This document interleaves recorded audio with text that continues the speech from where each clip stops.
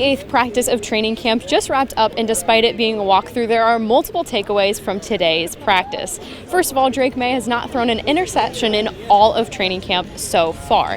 Now, when talking about Josh McDaniels and his offensive coordinating scheme, he says he's going to get more involved in the run game this year, and Drake agrees that there is a balance to it. I think it's an even balance of getting an extra hat. You having the quarterback be able to run the football, he's get an extra number.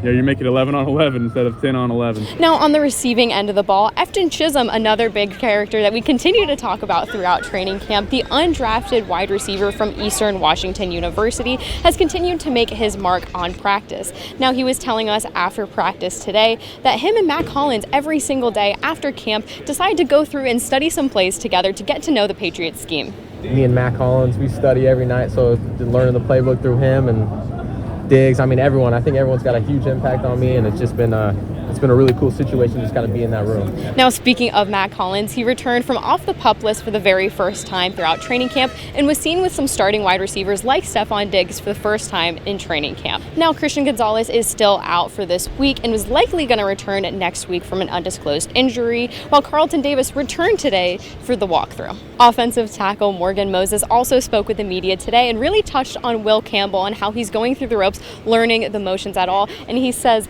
"I'd be lying if in my 12 years I didn't have a bad practice."